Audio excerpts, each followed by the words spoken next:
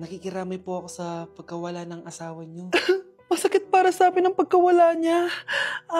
Kailan pala namin makukuha yung mga ipapamana niya sa amin?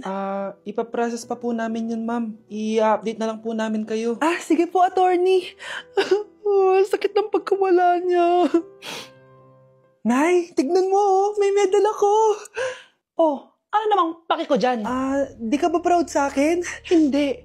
At wala akong paki sa'yo. Iniwan ka na ng tatay mo, di ba?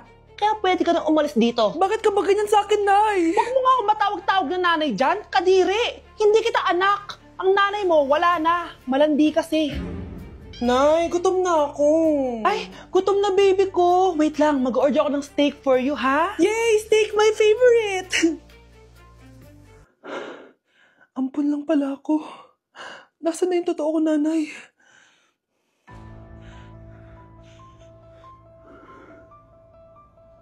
Tulog sila.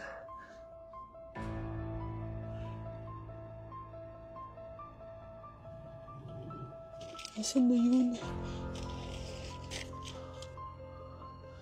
Ito ba si nanay? Sino ito tumatawag na to? Muntik na yun. Attorney? Hello, ma'am. May update na po sa ipapamana ng namatay niyo pong asawa. Sige. Punta ka dito sa bahay. Sa wakas, ito na yung araw na pinakahihintay ko. Hoy, ikaw! Pag dumating dito si attorney, magtago ka. Hindi niya pwede malaman na may isa pang anak ang asawa ko. Sige po. Ma'am, nakuha na po namin yung last will and testament ng asawa niyo. Ang nakasulat po dito ay, ang 50% ng kayamanan niya ay mapupunta po sa inyo. Mali ata yan, attorney. Dapat 100% ang mapupuntang kayamanan niya sa amin. Kami lang ang pamilya niya eh. Bali, ma'am, ang nakasulat po kasi dito ay ang isang 50% po ay mapupunta sa isa niyang anak. Ano? Baka yan yung isa naming anak na nawala? Oo, sa amin na lang yan. Ako ang isa pang anak ni Ramon. Ganda nito. Sana maging successful yung pagbebenta ko ng damit noon, ha? Mahal, ang dami nating ibebenta mamaya. Manifest natin na makabenta kayo, Nay, para makaahon na tayo sa kahirapan. Hindi ako makapaniwalang nabili ko na yung pangarap kong tig 200,000 na relo. Wow, ang ganda niyan, Tay. Anak, tignan mo to binili sa akin ng tatay mo. Diba ang ganda? Hala, di ba mahal yan, Nay? Mas mahal pa to sa bahay ng kapitbahay natin, no? Magbebenta ulit kami mamaya para mas marami tayong pera. Anak, binilang kita ng kotse. Gamitin mo to pag pupunta ka ng school, ha? Ha? Tay, di ko naman po kailangan ng kotse. Kaya ko naman po mag-commute. Gumastos pa tuloy kayo. Dami mo naman sinasabi, anak. Sige na, puntahan mo na sa labas. Wow, may sarili na akong sasakyan. Wow, ang ganda naman ng bagong kotse mo, Scarlett. Salamat po. Hindi ka ba nagtataka, Scarlett, kung bakit ang bilis niyong yumaman? Galing yun sa pagbebenta ng damit nila nanay. Ang dami na nga nila mamahaling gamit ngayon eh. Sure ka ba? Na damit lang ang tinitinda nila? Nay, bumabagabag talaga sa isip ko kung bakit ang bilis nating yumaman. Ano ba talaga binibenta niyo ni tatay? Ano ka ba, anak? Malaki talaga ang kita sa pagbebenta ng damit. Pero, Nay, Wala nang pero-pero. hindi ka ba masaya, anak? Na mayaman na tayo? Na nabibili natin lahat ng gusto natin? Sige na, mag-aayos pa ako ng benta ko. Mahal, nakauwi ka na ba?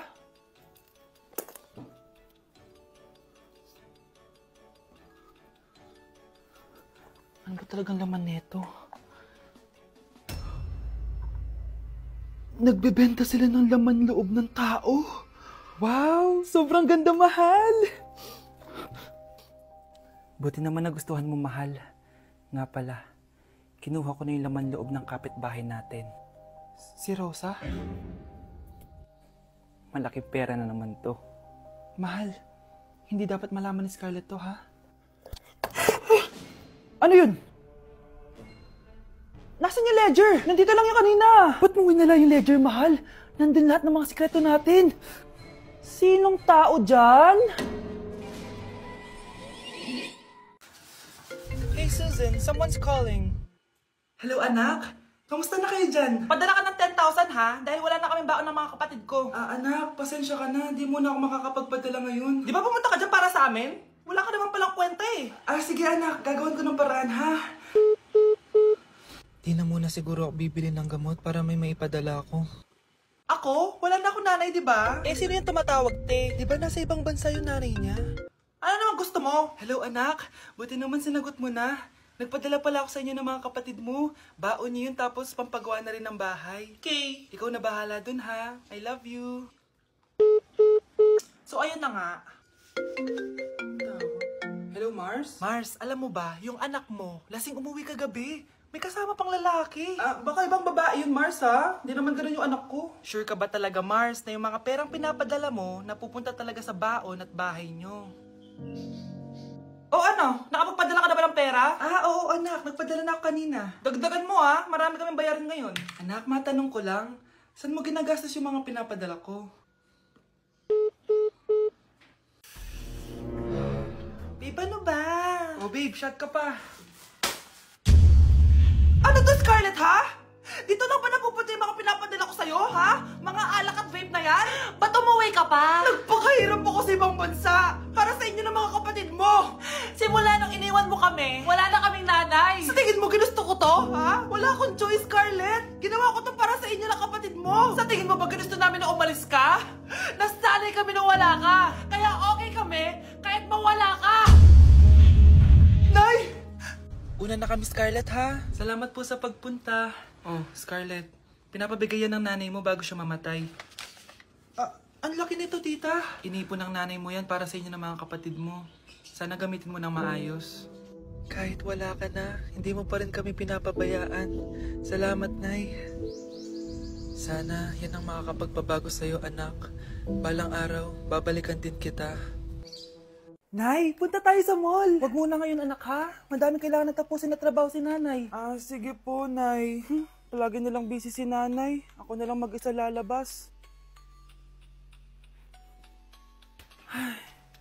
Diyos ko po, anong oras na? Di pa pala kami kumakain ng anak ko. Anak, anong gusto mong ulam? Nasaan na ako? Hala, si Teddy na dumihan na. Ano yung gumagapang? Anak! Pumunta yun. Mare, yung anak mo. Oh, Mare, nasa inyo na naman yung anak ko? Pasensya ka na, ha? Makulit talaga yun. Mare, patay na yung anak mo. Natagpuan nilang wala ng buhay kasi natuklaw siya ng ahas. Bakit di mo siya binabantayan, ha? Ano? Anak? Hindi. Anak? Ma'am, wag po muna tayo lumapit. Iniimbestigan pa po namin yung bangkay. Anong bawal? Anak ko yun, oh!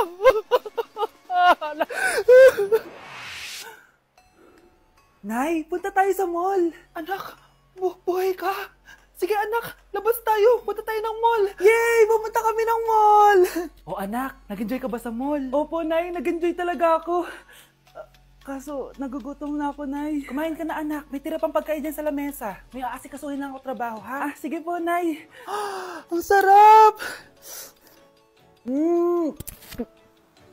Salamat naman at nabuhay ang anak ko. Anak, tapos ka na ba Anak! Anak! Anak! Ayoko mawala ka ulit sa akin! Nay, punta tayo sa mall. Bumalik na naman ako. May sumpa ata tong kwintas na to. Kailangan kitang itapon para tumigil na tong sumpa na to.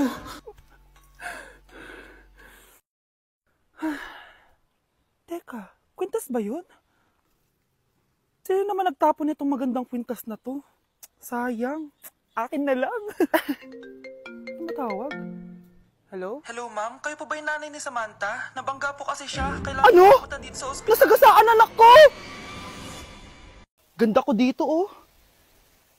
Sino yun? Nasaan na yun? Bata, okay ka lang ba? Kanina ka pa kasi nakatayo dyan, eh. Pwede mo ba ako tulungan?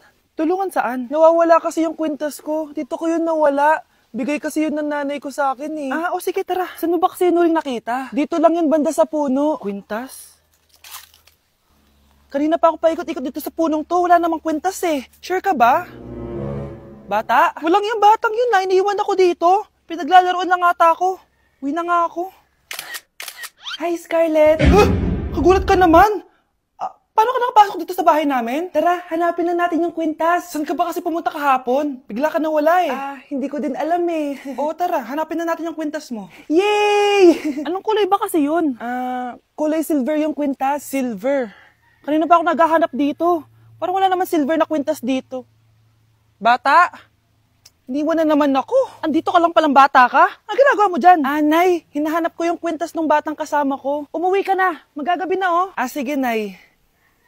Nay, yan ata yung kwintas na hinahanap ng bata. Ba't nasa iyo yan? Wala to anak. Tara, uwi na tayo.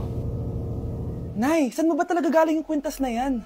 Itong kwintas na to, anak, special to sa akin dahil galing to sa kapatid ko. Kaso, namatay siya nung 9 years old siya. So yung bata kanina, siya yung tita ko na namatay? Oo, anak. Siya lang ang may favorite sa akin.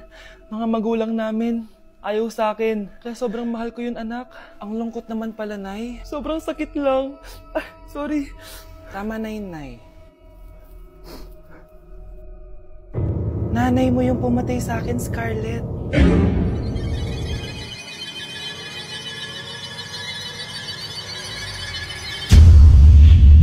Tama na.